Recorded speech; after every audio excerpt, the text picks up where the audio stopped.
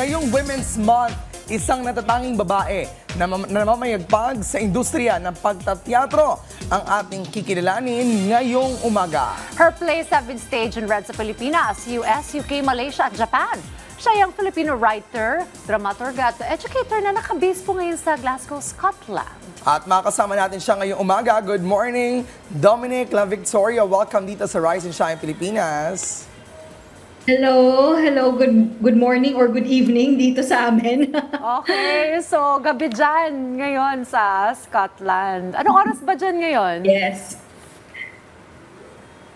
Anong oras ngayon dyan?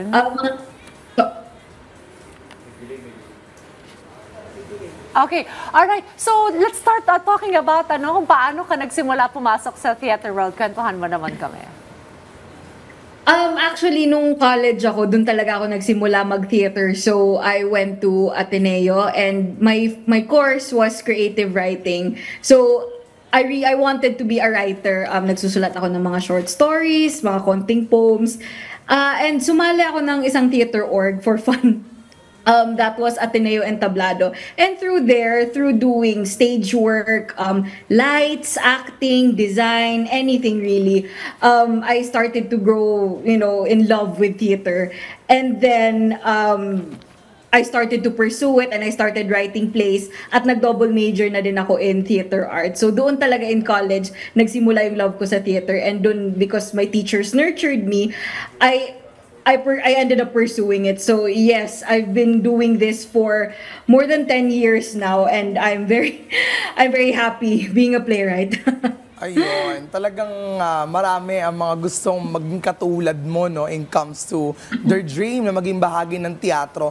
Pero we wanna know, of course, sino nag-impluwensya sa'yo para pumunta rito or pumunta sa track na ito? Although you mentioned your teachers nurtured you, are there any situations na kung saan, nung nakita mo tong play na to, o kaya naman your parents, sino ang nag-impluwensya sa'yo to be part of this field? Ang dami. Well, obviously, my parents, they were very supportive, diba? Whatever I wanted to pursue, they were very supportive of me. And when I was in college, I was under the tutelage of Sir Glenn Sevilla Mas, who is an amazing playwriting teacher. Halos lahat ng magagaling na playwright sa Pilipinas ngayon ay naturuan niya. And he inspired me to continue doing theater. He introduced me to all the great playwrights in our country.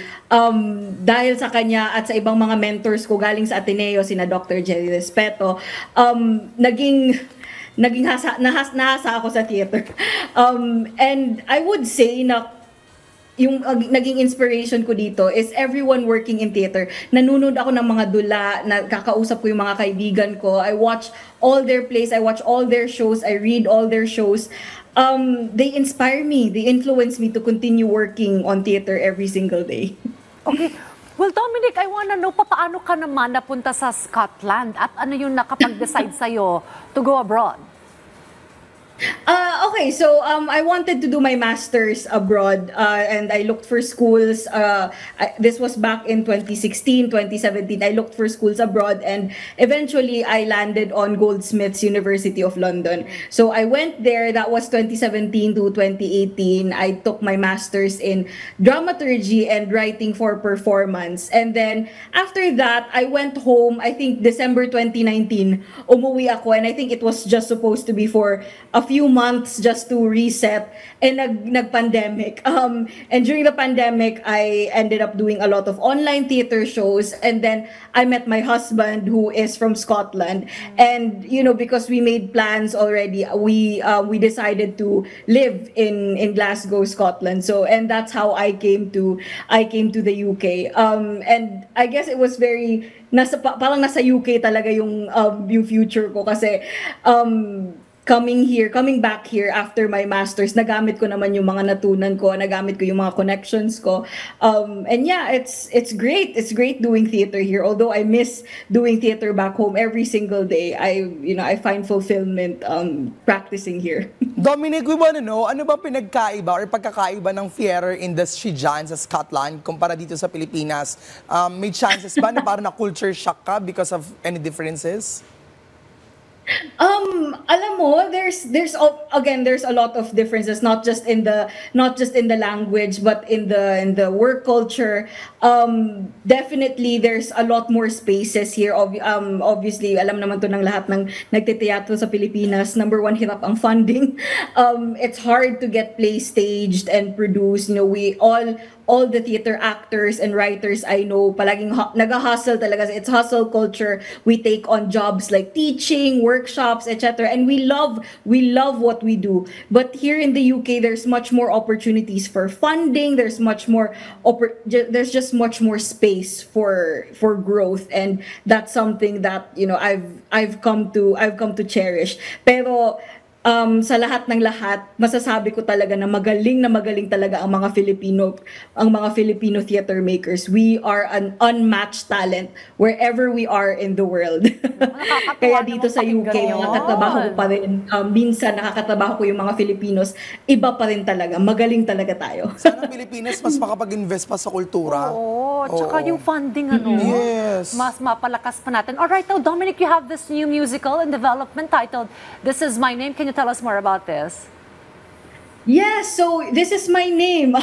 Nagsimula yan during the pandemic actually. I was part of this playwriting group. Kasama ko yung mga playwriting friends ko na sina Gilan Luarca, Sabrina Basilio. And I think there was a challenge na for 1 week, write a play or start writing a play about 19th century Philippines. And because I'm always drawn to women's stories, di ba? I searched, as in simpleng Google search lang, women in 19th century Philippines, and reading everything, I came across this historical figure. Her name is Señora Maria del Rosario Gil y Montes de Sanchez. She was rumored to be the querida, the mistress of yung Governor General during the time of Gumburza, si Governor General de la Torre.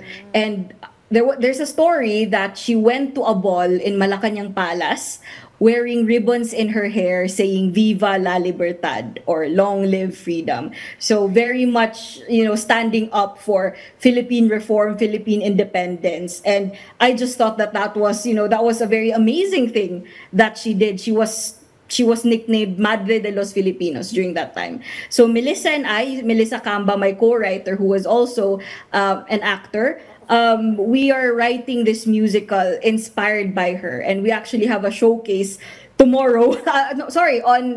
On Thursday, tomorrow on Thursday at Birmingham Hippodrome, where we have gotten support over the last year as we were part of their new musical theater writers group. So yes, bringing Filipino stories, bringing Filipino voices to the stage, 'di ba? Ang dami-dami sa UK and Broadway na mga Filipino actors, so much talent, but they rarely get to perform Filipino stories on these big stages. So it's time for more Filipino stories performed by Filipino actors to be on these big stages here in the UK or on Broadway. So ayun. Ang ganda naman ng story, ha. Sana nagtuturo kasi ako sa Bulacan State University ng theater, baka pwedeng mahiram ang iyong obra at magamit din namin doon. Maraming salamat. Pero anyway, may mga iba ka pang babang musicals or plays na developing pa? What are your future plans sa iyong theater career? Oh, future plans. Actually, I want to rest for a while. Kasi first of all, kakatapos lang ng isang show, ng isang dula ko sa PETA. Masaya naman yun. That was, I think, 2 weeks ago or a week ago. The title was Kislap at Fuego, and adapted siya from a play in English that I wrote titled Toward the Fires of Revolution. Ito naman, yung kwento nito, isa siyang Beauty and the Beast story set in the Philippine Revolution against Spain. So isang dalagang bukid, kumbaga, na in love sa isang kapre. Parang ganun yung istorya niya. And you know, I was very sad na hindi ako nakapunta ng PETA to watch this year's run and last year's run. So after tomorrow, I want to take a rest, and then we'll see what happens in the future. I'm in talks with a radio station here, in a local radio station here, to talk about arts and culture. So I want to see where that goes. But tatapusin muna namin itong musical, itong showcase, and hopefully I get to write more. Dominic, nakaka-proud ka. We are so Oo. proud of you. And continue amplifying Filipino stories on stage with the work that you do. Congratulations at Happy Women's Maraming Month salamat. sa'yo. Happy Women's Month. Maraming salamat Happy sa Women's pagsama sa Month. amin. Thank you so much, ha. Paniguradong maraming mga ka-RSP natin ang na-inspire sa iyong achievements. Again, thank you and stay safe sa dyan sa Scotland. Thanks, Dominic.